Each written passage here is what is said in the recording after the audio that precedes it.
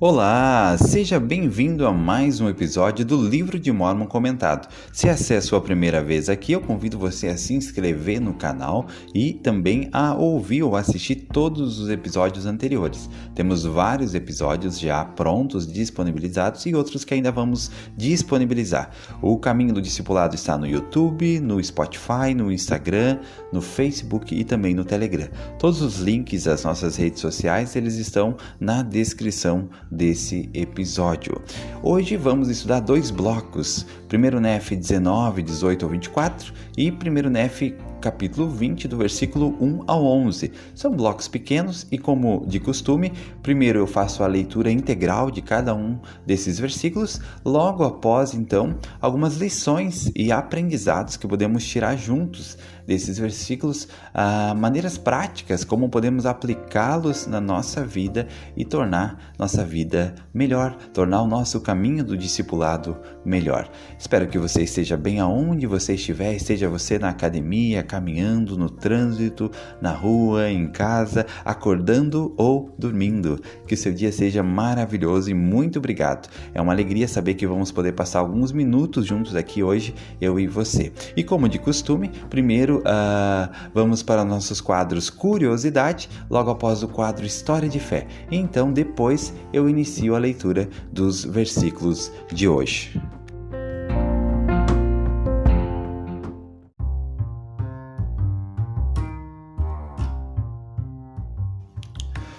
Curiosidade.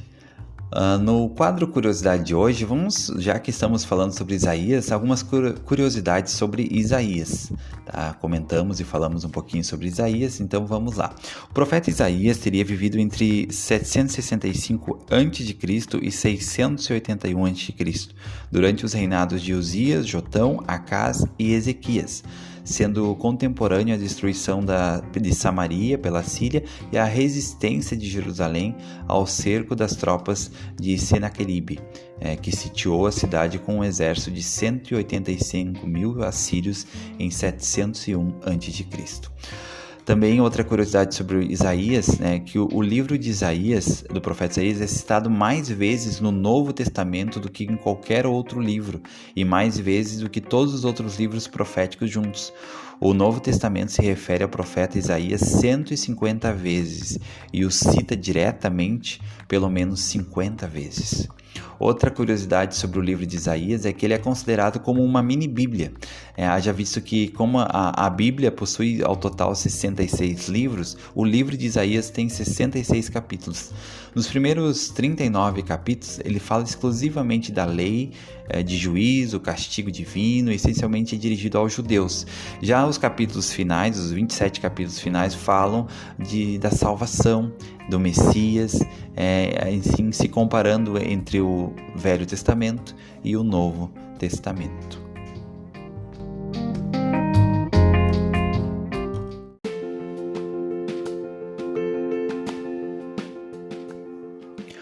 História de Fé. Essa história foi contada pelo presidente Thomas S. Monson na Conferência Geral de outubro de 2013 e diz o seguinte: Depois que Francis e eu nos casamos e nos mudamos da ala, vimos o casal Brains e seus familiares em casamentos e funerais e também em reuniões da ala.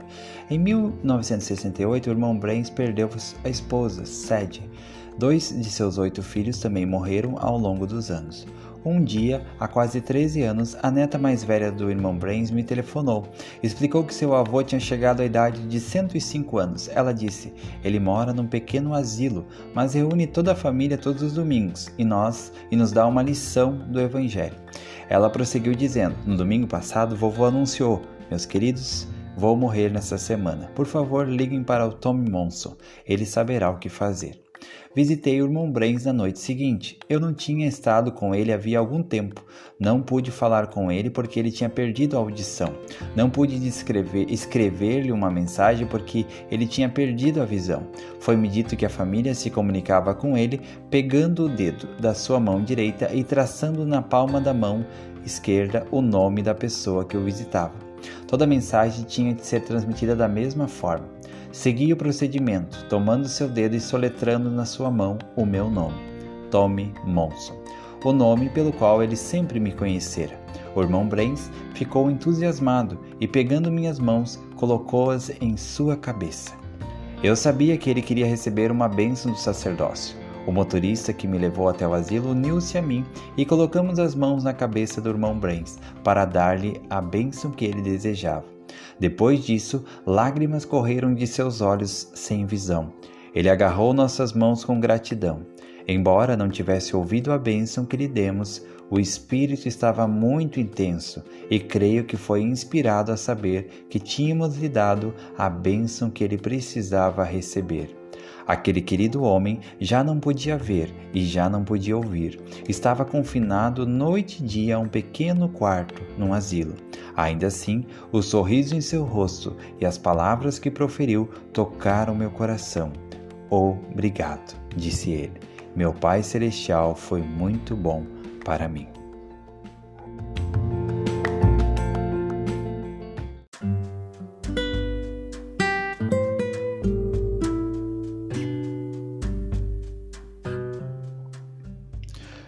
Primeiro Nefe, capítulo 19, versículo 18 ao 24.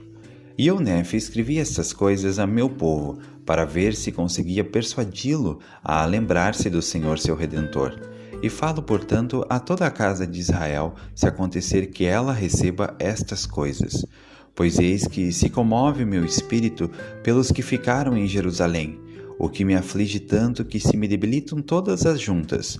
Pois se o Senhor não houvesse sido misericordioso, mostrando-me o que lhe iria acontecer, como fez com os antigos profetas, eu também teria perecido. E ele certamente mostrou aos antigos profetas todas as coisas a eles concernentes, e também mostrou a muitas as coisas concernentes a nós. Precisamos, portanto, conhecer as coisas a eles concernentes, pois estão escritas nas placas de latão. Ora, aconteceu que eu, Nefe, ensinei essas coisas a meus irmãos, e aconteceu que li para eles muitas coisas que estavam gravadas nas placas de latão, para que soubessem o que o Senhor havia feito em outras terras, entre os povos antigos. E li-lhes muitas coisas que estavam escritas nos livros de Moisés, mas para melhor persuadi-los a acreditar no Senhor seu Redentor, eu li o que foi escrito pelo profeta Isaías. Pois apliquei todas as Escrituras a nós, para nosso proveito e instrução. Falei-lhes, portanto, dizendo: escutai as palavras do profeta, vós que sois um remanescente da casa de Israel, um ramo que foi arrancado. Escutai as palavras do profeta, que foram escritas para toda a casa de Israel, e aplicai-as a vós mesmos, para que tenhais esperança, assim como vossos irmãos, de quem fostes separados. E assim escreveu o profeta.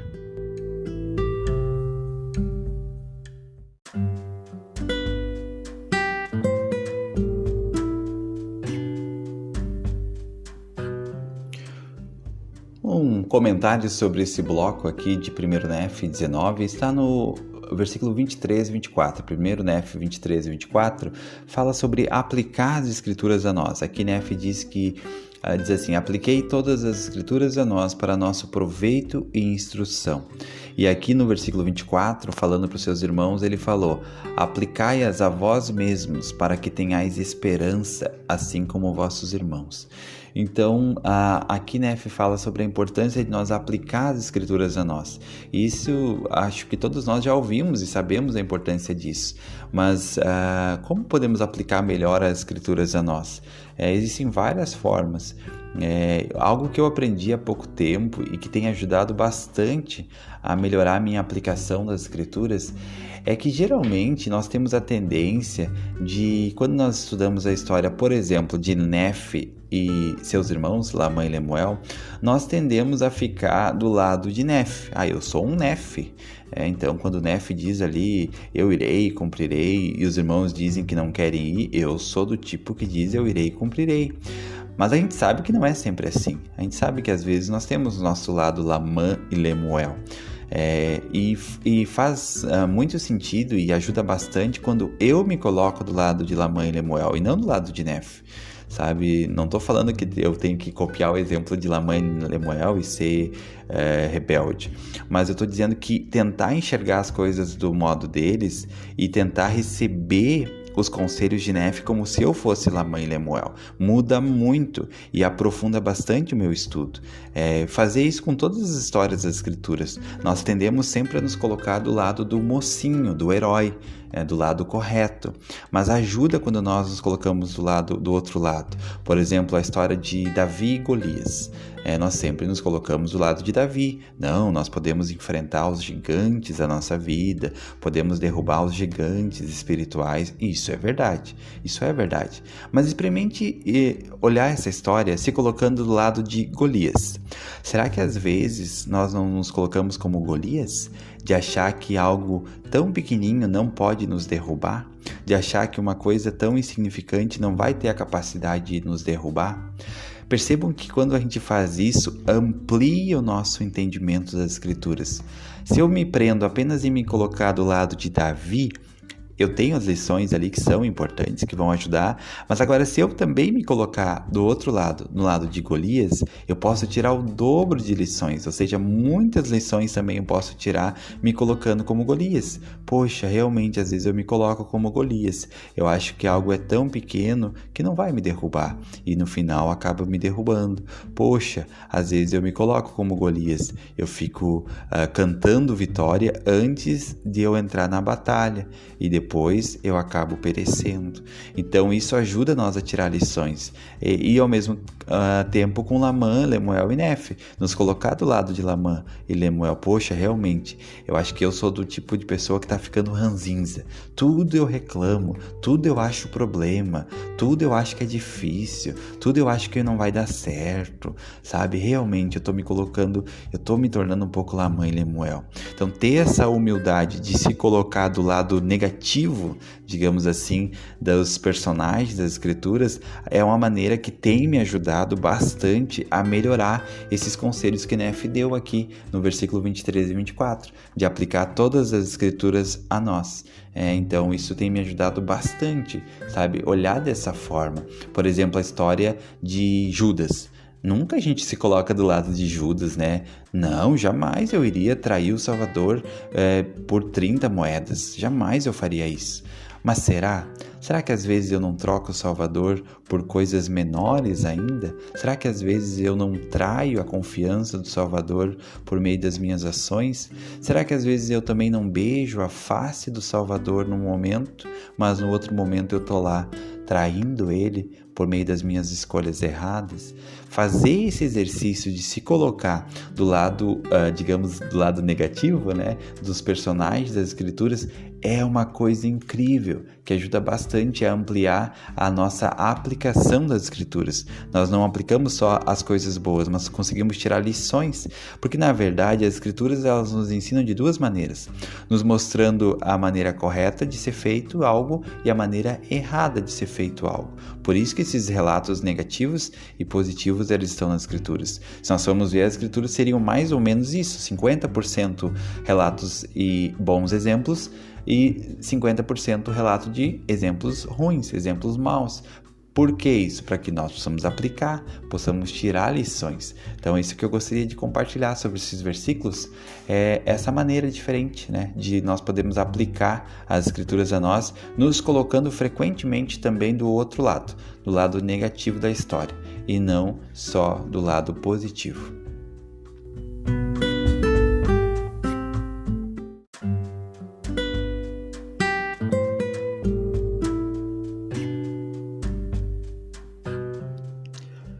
Primeiro Nefe, capítulo 20, versículo 1 a 11. Escuta e ouve isto, ó casa de Jacó, que é chamada pelo nome de Israel, que saiu das águas de Judá, ou seja, das águas do batismo, que jura pelo nome do Senhor e que faz menção do Deus de Israel. Contudo, não jura nem em verdade, nem em retidão. Não obstante, toma o nome da cidade santa, mas não se apoia no Deus de Israel, que é o Senhor dos exércitos. Sim, o Senhor dos exércitos é o seu nome. Eis que anunciei as primeiras coisas desde o princípio, e elas saíram de minha boca, e mostrei-as. mostrei-as apressuradamente. E assim o fiz por saber que és obstinado, que a tua cerviz é um nervo de ferro e a tua testa de bronze. E desde o início tenho-te declarado, antes que acontecessem, eu tas mostrei, e mostrei-as por temor de que viesses a dizer, meu ídolo fez estas coisas, e a minha imagem de escultura e a minha imagem de fundição ordenou-as. Viste e ouviste tudo isto, e não o anunciarás? E que desde agora te tenho mostrado coisas novas, sim, coisas ocultas, e não as sabias? Elas são criadas agora, e não desde o princípio, nem antes do dia em que as ouviste, te foram declaradas, para não dissesses, eis que eu as sabia. Sim, e não a ouviste? Sim, não conheceste? Sim, tampouco desde aquela época foi aberto o teu ouvido, porque eu sabia que agirias muito perfidamente e que foste chamado de transgressor desde o ventre. Não obstante, por causa do meu nome, retardarei a ira, e por causa do meu louvor, conter-me-ei para não te destruir. Pois eis que te purifiquei e te escolhi na fornalha da aflição. Por minha causa, sim, por minha própria causa, farei isso, pois não permitirei que o meu nome seja profanado e não darei a minha glória a outrem.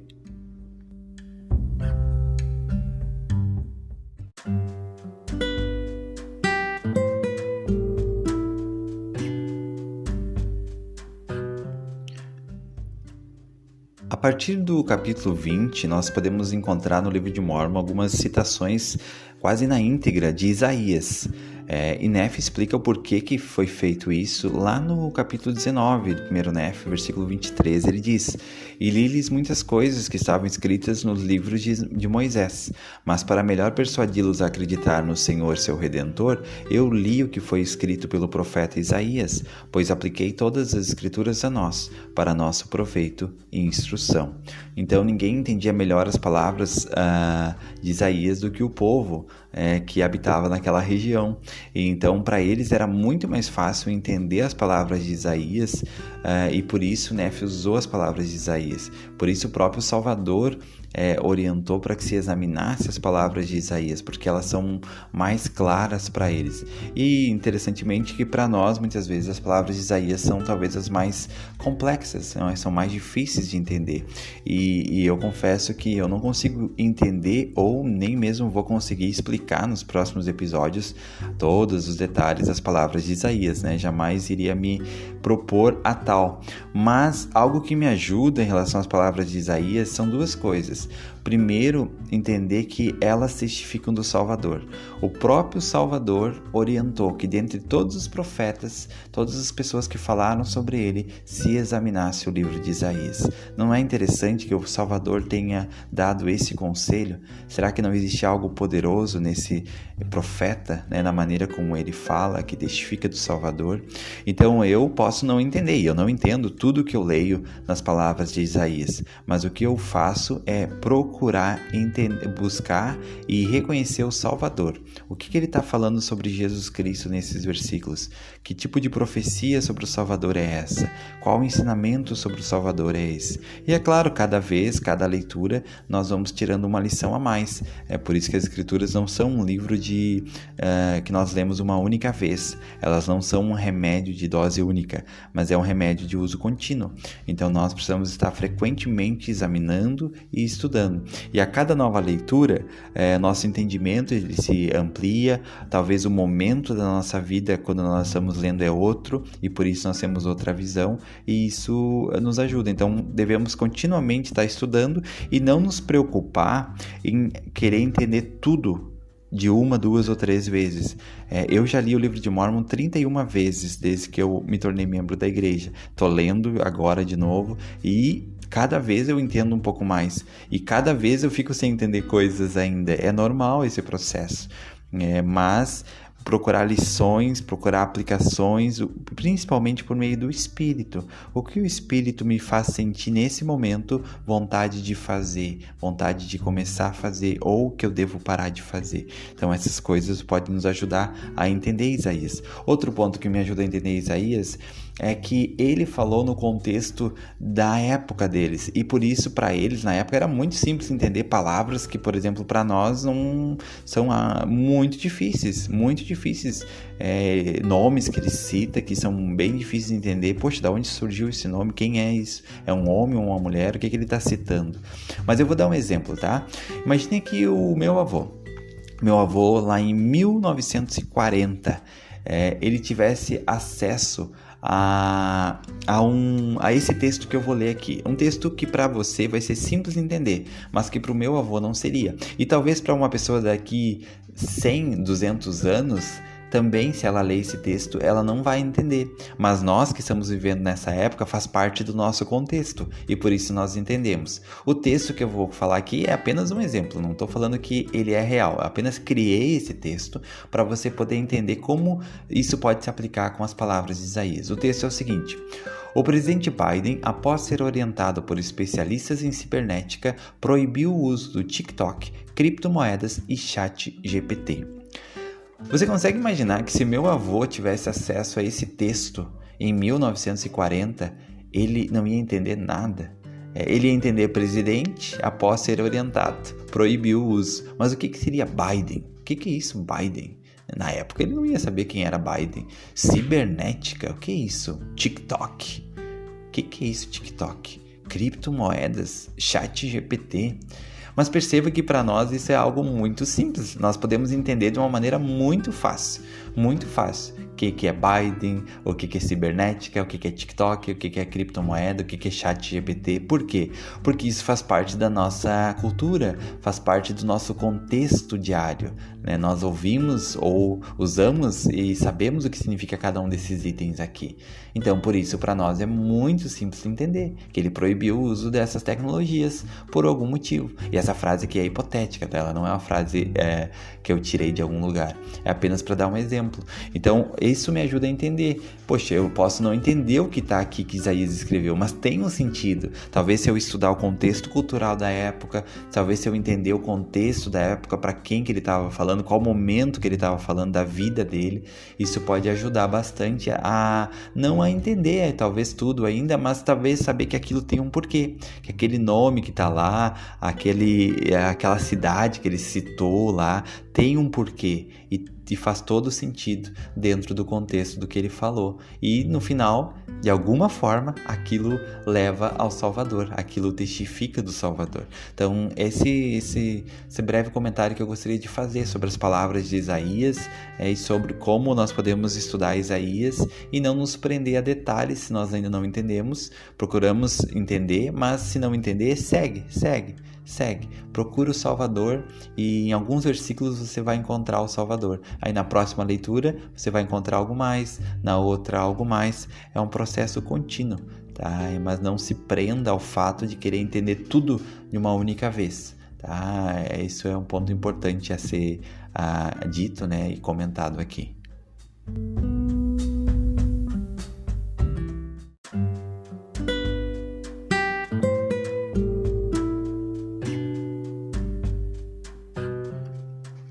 Um comentário também seria sobre 1 Néfia, capítulo 20, versículo 10. Muito lindo e muito conhecido esse versículo que diz assim: pois eis que te purifiquei e te escolhi na fornalha da aflição.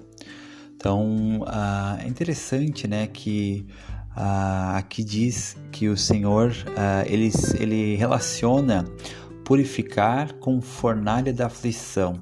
E é interessante como muitas vezes nós somos purificados em meio às nossas aflições, em meio às nossas dificuldades. Eu já pude perceber pessoas que, por passarem por tantas aflições, conseguiram um grau de pureza muito, muito grande. Então, uma das papéis das aflições, das provações, é nos ajudar no nosso processo de purificação, de santificação. Também me chama a atenção aqui que o Senhor fala, né? Te escolhi na fornalha da aflição.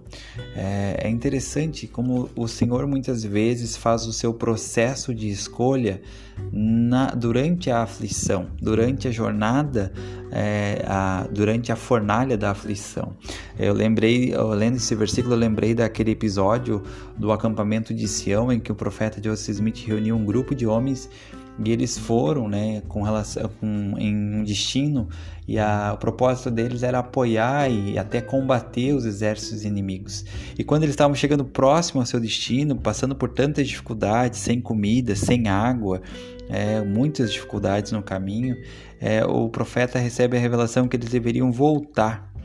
E aquilo não fazia sentido, né? Eles terem passado por tantas dificuldades para nem chegar no objetivo final que eles tinham se proposto a atingir, a chegar no local lá e dar o suporte com o exército deles. E aí eles voltaram e muitos ficaram revoltados contra os líderes, né, contra o profeta do Senhor, por não entender que aquilo não fazia sentido.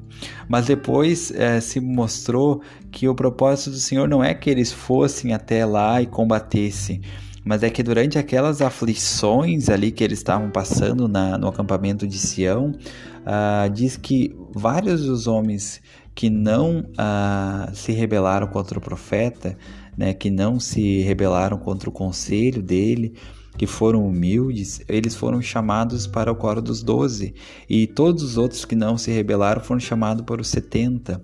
Então o Senhor estava ali fazendo um processo de escolha durante aquela aflição, e então isso mostra um padrão de que, como muitas vezes durante as nossas aflições, e a maneira como nós reagimos nos momentos de aflição, que permitem ao Senhor nos conhecer o nosso verdadeiro caráter e até nos escolher, né? Nos escolher para alguma coisa.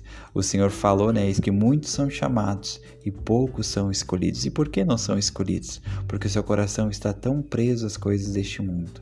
Então, o Senhor, Ele chama e Ele escolhe. Eu lembro que uma vez eu recebi um chamado e o líder que me chamou, ele falou: eu tenho um testemunho que tu foi chamado por Deus. Eu sei que tu recebeu esse chamado e que tu foi chamado. E agora todos nós sabemos que tu foi chamado.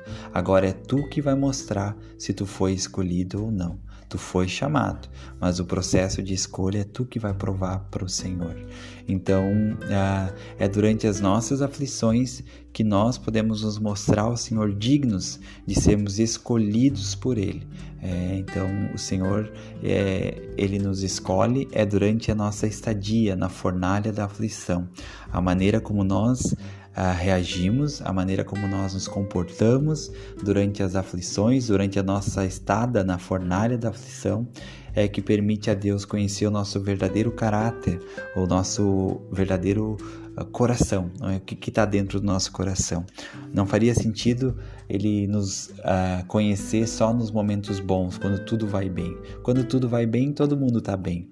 Mas é nos momentos de dificuldade, nos momentos de aflição, na fornalha da aflição, que se conhece o verdadeiro caráter de um homem e de uma mulher. Então, pensando nisso, dá muito mais sentido esse versículo, né? Pois eis que te purifiquei e te escolhi na fornalha da aflição.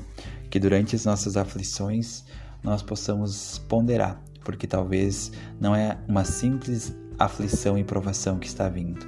Talvez Deus está nos conhecendo, Ele está no processo de escolha para algo que Ele vai nos dar lá na frente, para algo que Ele pretende nos abençoar. E não estou falando só em chamados na igreja, isso também, com certeza, isso é importante. Fizemos um convênio de servir quando nos batizamos, mas também sobre outras bênçãos maiores que o Senhor quer nos conceder. E talvez antes de nos conceder, nós precisamos ser testados, né? Precisamos passar pelo processo de escolha, e esse processo é feito na fornalha da aflição.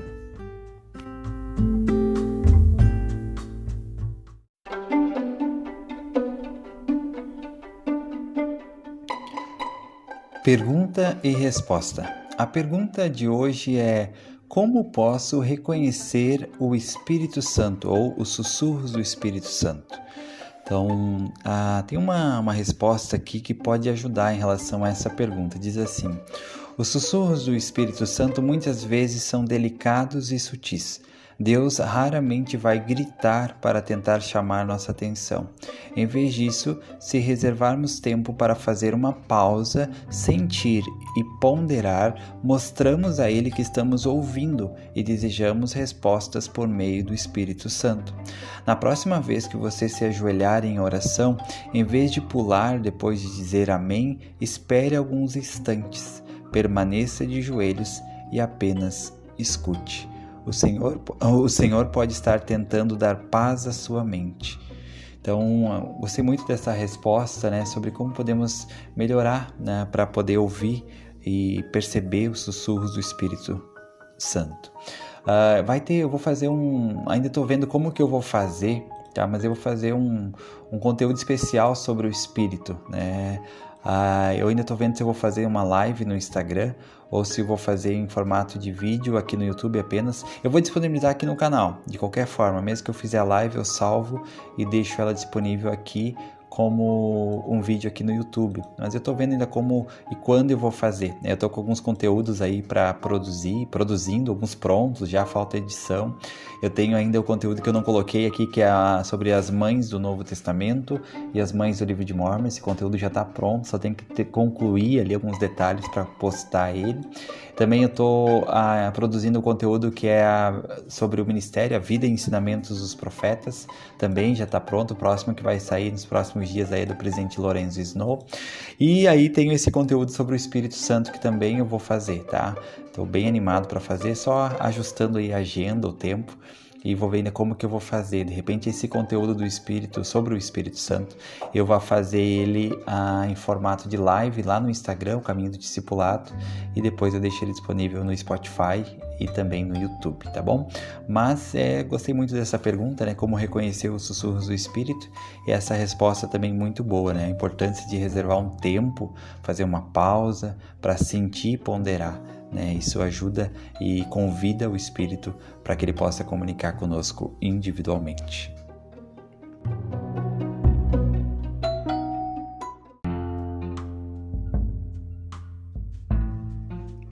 E chegamos ao final de mais um episódio do Livro de Mórmon Comentado. Muito obrigado a você que me acompanhou até esse momento. Obrigado a todos que têm acompanhado os episódios do Livro de Mórmon Comentado e outros episódios, outras séries que também temos no canal O Caminho do Discipulado.